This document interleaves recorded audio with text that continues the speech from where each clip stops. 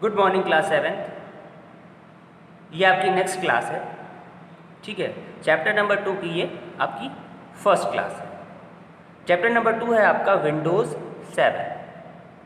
Windows 7 आप लोगों को पता है विंडोज़ 7 क्या होता है, आप लोगों ने यूज़ किया है, लेकिन बहुत सारी ऐसी बेसिक डिटेल्स हैं जो आपको नहीं मालूम है। तो पहले उन चीज़ों को बताएंगे कि विंडोज़ 7 क्या होता है।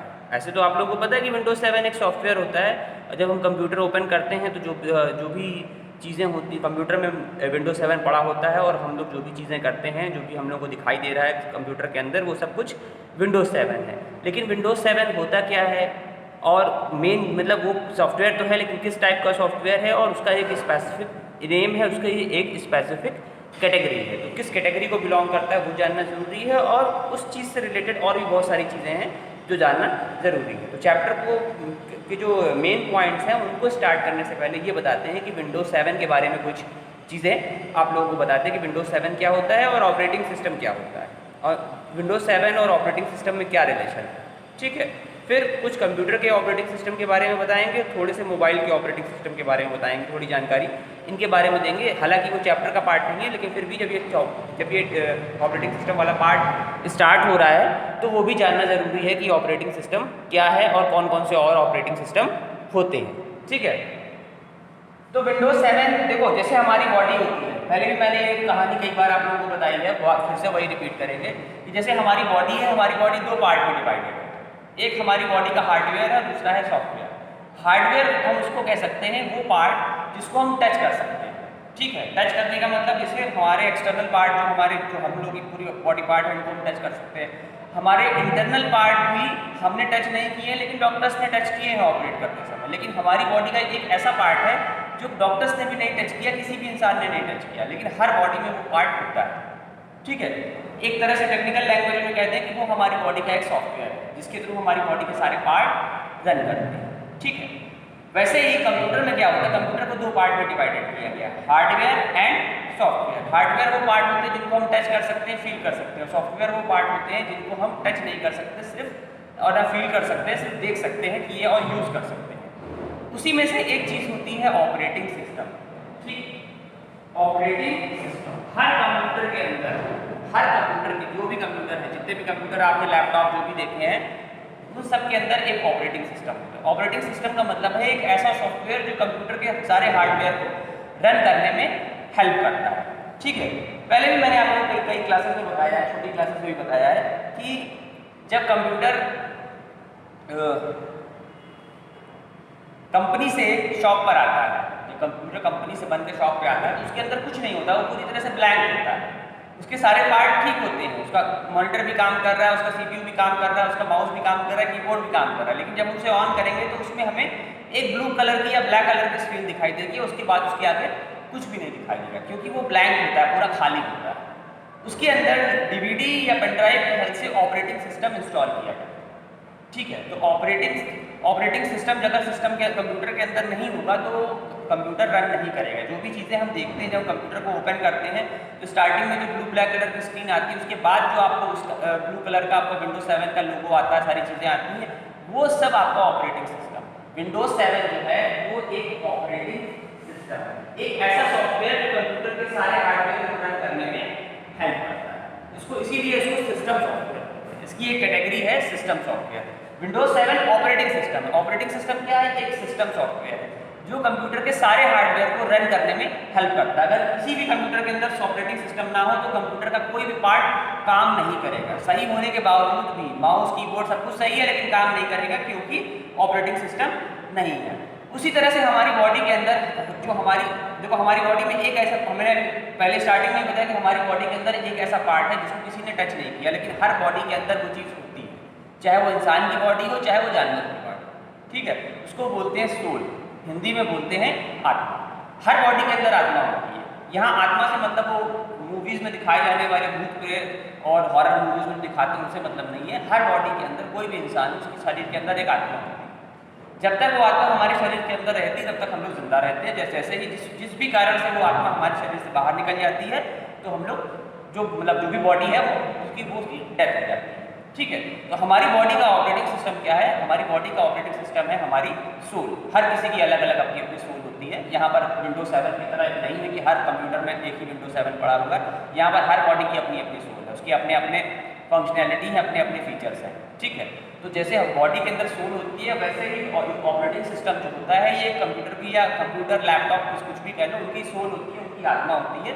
तो हमारी बॉडी का ऑपरेटिंग सिस्टम हमारी आत्मा है, कंप्यूटर का ऑपरेटिंग सिस्टम है विंडोज 7। तो विंडोज 7 तो एक टाइप का ऑपरेटिंग सिस्टम है, ऐसे बहुत टाइप के ऑपरेटिंग सिस्टम है। ठीक है। तो ऑपरेटिंग सबसे जरूरी चीज़ है ऑपरेटिंग सिस्टम जानना, ऑपरेटिंग सिस्टम होता क्या है। तो बॉडी से मैंने इसलिए रिलेट किया क्योंकि आपको जल्दी समझ में आ जाएगा। बॉडी से रिलेट करने का मतलब है भाई कोई भी इंसान है उसके अंदर अगर आत्मा है तो उसका शरीर सही है, लेकिन अगर किसी भी वजह से उसकी आत्मा बाहर निकल जाए तो उसके बॉडी पार्ट सही होने के बावजूद भी वो आदमी काम नहीं करेगा, वो निष्क्रिय हो जाएगा, बिल्कुल डेड हो जाएगा। ठीक है। तो उसी तरह से कंप्यूटर के अंदर अगर ऑपरेटिंग सिस्टम निकाल दिया जाए तो कंप्यूटर के सारे पार्ट ठीक हैं, लेकिन उसके बावजूद भी वो काम नहीं करेंगे, वो चलेंगे। तो विंडोज 7 ऑपरेटिंग सिस्टम का एक एग्जाम्पल है। और ऑपरेटिंग सिस्टम की जो कैटेगरी है वो है सिस्टम सॉफ्टवेयर। ऑपरेटिंग सिस्टम जो है वो एक टाइप का सिस्टम सॉफ्टवेयर है। सिस्टम सॉफ्टवेयर क्या होता है? जब आगे के चैप्टर में एक कहीं ना कहीं पर आएगा टाइप्स ऑफ सॉफ्टवेयर, तो वहाँ बताएंगे सिस्टम दो तरह के सॉफ्टवेयर होते हैं, system software, application software. System software में आता है ऑपरेटिंग सिस्टम, एंटीवायरस और एक दो सॉफ्टवेयर और आते हैं जो ऑपरेटिंग सिस्टम की कैटेगरी में आते हैं। बाकी जितने भी सॉफ्टवेयर आप लोगों ने आज तक यूज़ किए हो, चाहे वो नोटपैड हो, वर्डपैड हो, MS एक्सेल हो, पावर पॉइंट हो, कोई भी सॉफ्टवेयर है, वो सारे के सारे एप्लीकेशन सॉफ्टवेयर की कैटेगरी में आते हैं। वो तो जब वो चैप्टर कभी आएगा आगे तो उसको डिटेल में एक्सप्लेन करेंगे। यहाँ जो चैप्टर है उसमें आपका विंडोज 7 के ऊपर है, लेकिन ऑपरेटिंग सिस्टम जानना जरूरी है कि विंडोज 7 है क्या। विंडोज 7 सॉफ्टवेयर तो है, लेकिन वो ऑपरेटिंग सिस्टम है।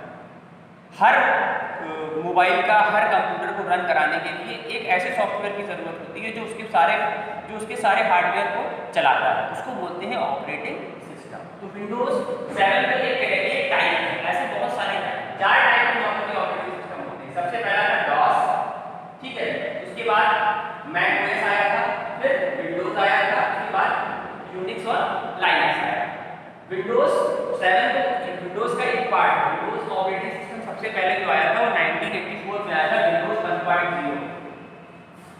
विंडोज का सबसे नया पहला वर्जन आया था विंडोज 1.0 1984-85 में एग्जैक्टली डेट लिखा है, किसी बुक में 84 लिखी होती है, किसी बुक में 85। तो 1984-85 में माइक्रोसॉफ्ट ने ये ऑपरेटिंग सिस्टम लॉन्च किया। उससे पहले ये वाला ऑपरेटिंग सिस्टम यूज हुआ था, इसको बोलते हैं डॉस, डिस्क ऑपरेटिंग सिस्टम। ये भी माइक्रोसॉफ्ट का, ये MS DOS इसका पूरा नाम है।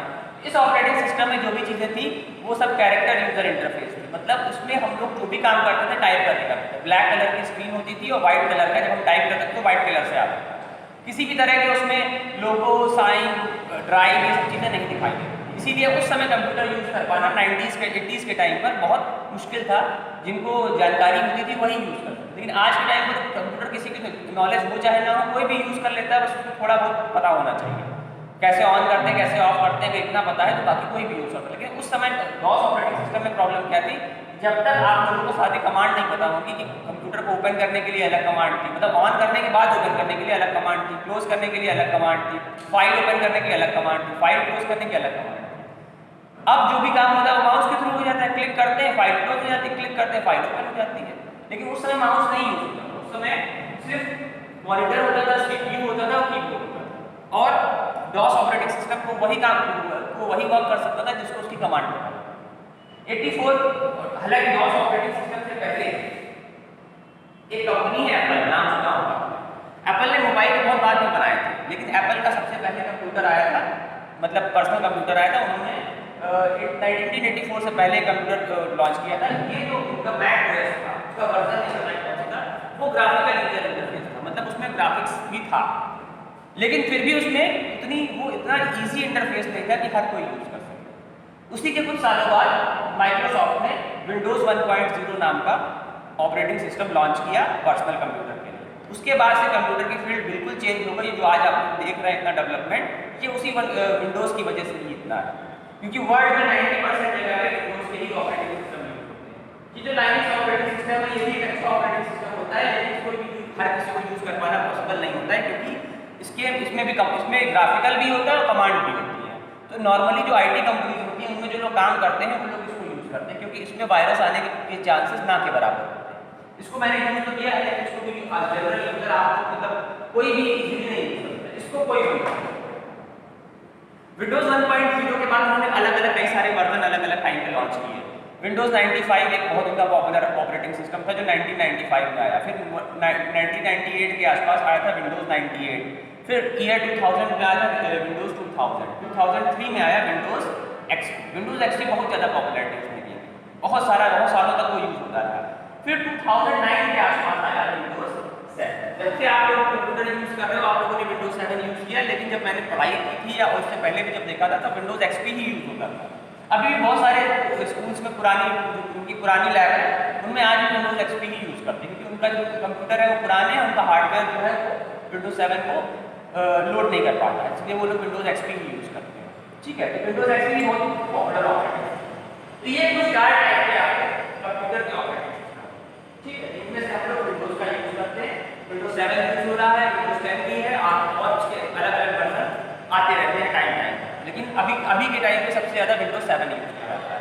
जब आप लोग 4-5 साल बीत जाएगा, आप लोग और बड़ी क्लास में चले जाओगे, तब तक हो सकता है कोई और ऑपरेटिंग सिस्टम यूज होने लगे, मतलब विंडोज का ही होता कोई और भी यूज होने लगे, तो उसका एक नया एडवांस वर्जन आ जाएगा। टाइम पे उसके अलग अलग वर्जन आते हैं। उसी तरह मोबाइल में भी हमारे अलग अलग ऑपरेटिंग सिस्टम, तो एंड्रॉइड सबको पता है कि हमारे नॉर्मली लोग यूज करते हैं, 90% लोगों के पास एंड्रॉइड मोबाइल होता है। हर किसी को पता है एंड्रॉइड एक तरह का सिस्टम है, लेकिन वो क्या है वो चीज़ बहुत कम लोगों को पता है। अब आपको पढ़ने से पता है कि एंड्रॉइड जो है वो भी ऑपरेटिंग सिस्टम है, जैसे विंडोज 7 ऑपरेटिंग सिस्टम है कंप्यूटर का, उसी तरह मोबाइल का ऑपरेटिंग सिस्टम है एंड्रॉइड। जो एप्पल के फोन होते हैं उसमें एंड्रॉइड नहीं होता, उसमें आईओएस होता है, उनका अपना ऑपरेटिंग सिस्टम है, उसको बोलते हैं आईओएस। जो माइक्रोसॉफ्ट की मोबाइल है, विंडोज के माइक्रोसॉफ्ट की अपने मोबाइल, नोकिया कंपनी को माइक्रोसॉफ्ट ने खरीद लिया है, तो उनके अपने मोबाइल आते हैं विंडोज मोबाइल ऑपरेटिंग सिस्टम। जितने आपके नोकिया वाले मोबाइल आते हैं उसमें हालांकि बहुत सारे में एंड्रॉइड है, लेकिन उनकी अपना भी ऑपरेटिंग सिस्टम है जिसका नाम है विंडोज मोबाइल ऑपरेटिंग सिस्टम। उन्होंने माइक्रोसॉफ्ट ने मोबाइल के लिए भी अपना ऑपरेटिंग सिस्टम लॉन्च किया, जो कि नोकिया के कुछ मोबाइल में आता है। हालांकि उसमें भी मैक्सिमम में एंड्रॉइड आता है, क्योंकि एंड्रॉइड का इंटरफेस जो है वो इजी होता है, कोई इजीली यूज कर सकता है, चाहे वो पढ़ा लिखा हो या ना। ब्लैकबेरी का अपना ऑपरेटिंग सिस्टम है, ब्लैकबेरी के मोबाइल आते थे पहले, अभी भी आते हैं, कम उसमें यूज नहीं होता है। आने वाले जब 5G आएगा तो ब्लैकबेरी भी बहुत तेजी से अपने नए मोबाइल लॉन्च करेगा। तो विंडोज 7 ऑपरेटिंग सिस्टम है, और ये दोनों ये जो इधर लिखी है ये कंप्यूटर के ऑपरेटिंग सिस्टम की कुछ कैटेगरीज है, और जो इधर लिखी हुई है इस साइड में ये हमारे मोबाइल के ऑपरेटिंग सिस्टम की कुछ कैटेगरी।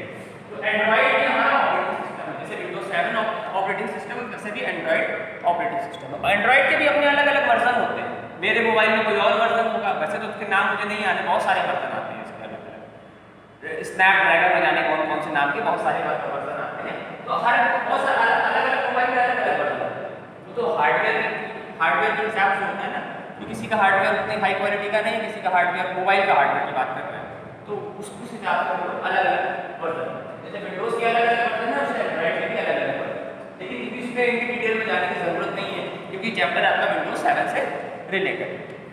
तो विंडोज 7 बताने से पहले ये बताना जरूरी है कि विंडोज 7 क्या होता है। विंडोज 7 ऑपरेटिंग सिस्टम होता है, एक टाइप का सिस्टम सॉफ्टवेयर।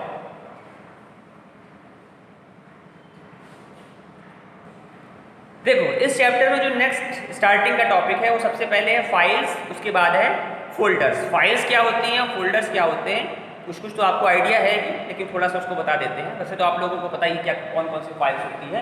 देखो कंप्यूटर के जब हम लोग जैसे मूवी होती है, मूवी या सॉन्ग, तो हमारे देखने में हमको पता है कि ये मूवी है, ये एक मूवी कंप्यूटर में हमने कॉपी कर रखी है, या ये कुछ सॉन्ग्स हैं ये हमने कंप्यूटर में कॉपी कर रखी है। लेकिन किसी भी टाइप का डेटा, किसी भी तरह का डेटा जो किसी भी फॉर्मेट में बना है, चाहे वो ऑडियो में हो, चाहे वो वीडियो में हो, चाहे वो और किसी फॉर्मेट में हो, कंप्यूटर के लिए वो सब कुछ एक फाइल होती है। जो मूवीज होती है वो हमारी वीडियो फाइल्स होती है, वीडियो फाइल्स। जो हमारे सॉन्ग्स होते हैं वो हमारी ऑडियो फाइल्स होती है। ठीक है, उसी तरह से जब हम MS वर्ड का यूज करके कोई एप्लीकेशन या कोई नोटिस टाइप करते हैं तो वो हमारी वर्ड फाइल या MS वर्ड फाइल है, वर्ड फाइल को कहा जाएगा MS वर्ड फाइल। उसी तरह नोटपैड का यूज करते हैं तो वो हमारी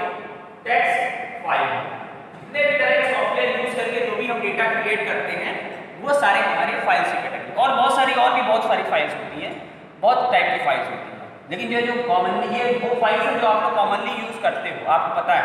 बाकी इसमें EXE फाइल्स होती हैं। EXE फाइल्स क्या होती हैं वो भी अभी हालांकि यहाँ पे वो नहीं बताएंगे, वो जो बड़ी क्लास में आप लोग जाओगे तो बताएंगे कि EXE फाइल क्या होती है, DLL फाइल्स क्या होती हैं। इनकी डिटेल अभी नहीं बता सकते क्योंकि वो जो आपकी क्लास का पार्ट नहीं है। तो किसी भी तरह का डेटा जो किसी भी फॉर्मेट में सेव है, भाई वीडियो फाइल है उसका अपना अलग फॉर्मेट होता है, ऑडियो फाइल है उसका अपना अलग फॉर्मेट होता है, वर्ड फाइल है वो MS वर्ड में सेव होती है, टेक्स्ट फाइल है वो नोटपैड या वर्डपैड में सेव होती है। ठीक है, जिस भी टाइप का जो भी डेटा होता है वो अगर किसी फॉर्मेट में सेव हो रहा है तो वो कंप्यूटर के समझने के लिए होती हैं फाइल्स। हर टाइप का जितना भी डेटा है वो सब कुछ फाइल्स है। हमारे समझने में वो मूवी है, हमारे समझने में ये सॉन्ग है, हमारे समझने में ये एप्लीकेशन है या नोटिस है, लेकिन कंप्यूटर के लिए वो सब एक फाइल है। मूवी है तो और वीडियो फाइल, सॉन्ग्स है तो ऑडियो फाइल। तो होता क्या है कि जिस जरूरत के हिसाब से हम अपनी फाइल्स को बनाते हैं, जरूरत के हिसाब से फाइल्स को कहीं से कॉपी करते हैं, उसके हिसाब से उसको हम जैसी हमें रिक्वायरमेंट होती है उसके हिसाब से हम कंप्यूटर में उसको रखते हैं। लेकिन होता क्या है कि कंप्यूटर में जब बहुत सारी फाइल्स हो जाती हैं तो होती है प्रॉब्लम क्रिएट। भाई अगर मान लो जैसे आप लोगों की क्लास है, आप लोगों की क्लास में हर बच्चे की एक एक्सेल फाइल बनी हुई है, उस एक्सेल फाइल में हर क्लास में, हर बच्चे की नहीं, हर क्लास की एक एक्सेल फाइल बनी है। 7th A की एक एक्सेल फाइल अलग होगी जिसमें 7th A के बच्चों का नाम होगा, उनकी कितनी फीस जमा है और क्या क्या चीज़ें उनकी ड्यू, कितनी फीस ड्यू है, वो सारी डिटेल होगी। उस 7th B की अलग फाइल होगी, 8th A की अलग होगी, 8th B की अलग होगी, 6th A की अलग होगी, 6th B की अलग होगी। और इसी तरह से जितने भी क्लासेस हैं हर क्लासेस की अलग अलग एक्सेल फाइल होती है। ठीक है, उसी तरह से हर साल की अलग अलग एक्सेल फाइल होती है। जैसे पिछले सेशन की एक्सेल फाइल अलग होगी, इस सेशन की एक्सेल फाइल अलग है, जो नोटिस टाइप होती है उनकी फाइल्स अलग है। मैं स्कूल की बात कर रहा हूँ, वैसे तो सिस्टम में आप कुछ भी कर सकते हैं किसी भी तरह, लेकिन स्कूल के उसको बता रहे हैं। तो इस तरह से बहुत सारी फाइल है। अब बहुत सारी फाइल्स को अगर हम एक ही ड्राइव में उठा के रख देंगे तो उसमें आपको ढूंढने में प्रॉब्लम हो जाती है। नॉर्मली आप लोगों को जो लैपटॉप कंप्यूटर होता है तो उसमें बहुत डेटा नहीं होता, आप लोग उसको इजीली फाइंड आउट कर सकते हो। मूवीज हैं उन पर भी सब कुछ लिखा होता है, उनको फाइंड आउट कर सकते हो। लेकिन जब बहुत सारी फाइल्स क्रिएट हो जाती हैं तो उनमें से डेटा फाइंड आउट करना मुश्किल होता है। ऐसे केस में जरूरत पड़ती है हमको फोल्डर। ये होता है कंटेनर ऑफ फाइल्स। कंटेनर का मतलब जैसे घर में कंटेनर यूज करते हैं सामान रखने के लिए, कोई भी घरेलू सामान, चीनी, चाय पत्ती रखने के लिए कंटेनर प्लास्टिक वाले यूज किए जाते हैं, उनको भी कंटेनर कहते हैं। ये भी कंटेनर ही होते हैं, बस इनको चीनी चाय पत्ती रखने के लिए यूज नहीं करते हैं, इनको फाइल्स रखने के लिए यूज करते हैं। घर में जो मम्मी लोग किचन में सामान रखती हैं तो अलग अलग कंटेनर में रखती हैं, अलग अलग डिब्बों में रखती हैं, वो कंटेनर कहते हैं इंग्लिश में। उसी तरह ये भी कंटेनर है, लेकिन इसमें चीनी चाय पत्ती का कोई रोल नहीं है, इसमें रोल होता है इस तरह की फाइल। फोल्डर क्या होते हैं? एक तरह के कंटेनर होते हैं जिनमें हम फाइल्स को रखते हैं। ठीक है, अगर हमने अपनी डी ड्राइव में डेटा रखा तो उसमें हमने डी ड्राइव में एक मूवी नाम का फोल्डर बना दिया। उस मूवी नाम के फोल्डर के अंदर हमने अलग अलग कई सारे फोल्डर बना दिए, जितनी मूवीज हैं हर मूवीज के नाम से अलग अलग फोल्डर बना दिए। उससे क्या होगा कि हमको ढूंढने में कोई दिक्कत नहीं होगा। उसी तरह सॉन्ग्स में भी होगा, मूवीज के अकॉर्डिंग सॉन्ग्स की अलग अलग कैटेगरी बना दी, अलग अलग फोल्डर में अलग अलग सॉन्ग्स रख दिया और सारे सॉन्ग्स को एक अलग फोल्डर में रख दिया जिसका नाम है सॉन्ग्स। उस तरह से डेटा को ऑर्गेनाइज करने के लिए फोल्डर की जरूरत होती है। जैसे आप लोगों की फाइल्स है, आप लोगों की जो फीस से रिलेटेड फाइल एक्सेल फाइल्स होती हैं, तो आप लोगों की फाइल्स को क्लास के नेम के साथ सेव कर दिया जाता है। फिर उनको जैसे पिछले सेशन की फाइल है, सेशन पढ़ा होगा कि सेशन 1920 सेशन 2021। उससे क्या होता है कि हर फोल्डर को नाम दिया जाता है, उस फोल्डर के अंदर उस सेशन से रिलेटेड भी डेटा रखा जाता है। तो उससे हमें ये आसानी रहती है कि हमको जब भी ढूंढना होगा तो हम इजीली उसको फाइंड आउट कर लेंगे। सिस्टम के अंदर बहुत सारी फाइल्स रखी जाती है। भाई आप लोग का लैपटॉप कंप्यूटर है तो आप लोगों में उतनी फाइल्स नहीं होंगी, लेकिन जो कंप्यूटर या लैपटॉप ऑफिशियल यूज के लिए हो रहे हैं उसमें बहुत सारी फाइल्स होती है। तो उनको ऑर्गेनाइज वे में अगर नहीं रखेंगे तो ढूंढना मुश्किल हो जाएगा। CBSE का 5 साल का 6 साल का इतना वर्क हुआ है कंप्यूटर में, अगर हम उनको ऑर्गेनाइज वे में नहीं रखेंगे तो कल को हमको मान लो 2015 का कोई डेटा देखना होगा तो हमसे देख ही नहीं पाएंगे। तो इसलिए उनको एक ऑर्गेनाइज वे में रखा जाता है। ऑर्गेनाइज वे में रखने के लिए जरूरत होती है फोल्डर्स। जो भी फाइल्स होती है, देखो एक चीज जानना, फाइल्स के अंदर फाइल्स को नहीं रख सकते। अगर एक वर्ड फाइल है उसके अंदर दूसरी वर्ड फाइल रखना चाह रहे हैं तो हम नहीं रख सकते, लेकिन एक फोल्डर के अंदर हम कितने भी सारे फोल्डर बना सकते हैं। और जब फोल्डर के अंदर फोल्डर होता है उसको बोलते हैं सब फोल्डर, मतलब वो एक टेक्निकल नेम है। ठीक है, एक फोल्डर के अंदर हम कितने भी फोल्डर रख सकते हैं और फोल्डर के अंदर हम कितनी भी सारी फाइल रख सकते हैं, बस उनका नेम और फॉर्मेट सेम नहीं होना चाहिए। सेम नेम की फाइल ना हो, मतलब सेम नेम से मतलब ये है कि मान लो एक कोई फाइल बनाई है, एक MS वर्ड में फाइल बनी है, तो उसका नाम है abc.docx। docx MS वर्ड का फाइल एक्सटेंशन होता है। फाइल एक्सटेंशन क्या होता है वो आगे बताएंगे कि फाइल एक्सटेंशन हो जाता है। और एक दूसरी नाम बनाई है abc.do, ये भी MS वर्ड की फाइल है। तो ये दोनों एक साथ सेव नहीं होंगे, किसी कीमत पे दोनों एक साथ नहीं रह सकते। लेकिन अगर सेम नेम से हमने एक एक्सेल फाइल बनाई है और एक वर्ड फाइल बनाई है, तो ये एक ही फोल्डर में रह सकते हैं। हर फाइल का अपना एक फाइल एक्सटेंशन होता है जो उस फाइल के टाइप को डिफाइन करता है। .docx का मतलब ये एक वर्ड फाइल है। xlsx, अगर हम ये xlsx लगा देते हैं तो मतलब ये एक एक्सेल फाइल है। ये दोनों एक फोल्डर के अंदर रह सकते हैं। इनको एक फोल्डर में रखने में कोई दिक्कत नहीं। अलग-अलग फोल्डर में तो कोई भी फाइल रख दो, कोई दिक्कत नहीं। सेम फाइल को हम 10 फोल्डर में कॉपी करते हैं, कोई दिक्कत नहीं। सेम फाइल को हम एक फोल्डर में नहीं रख सकते। सेम नेम और सेम टाइप, मतलब अगर एबीसी नाम की वर्ड फाइल है तो कोई दिक्कत नहीं है, एबीसी नाम की एक्सेल फाइल है तो एक साथ रह सकती है। लेकिन एबीसी नाम की अगर वर्ड फाइल भी है, दो वर्ड फाइल है, तो वो एक साथ सेव होंगी ही। ठीक है, तो फाइल के अंदर फाइल हम नहीं रख सकते, सेम टाइप की फाइल एक फोल्डर में नहीं रख सकते।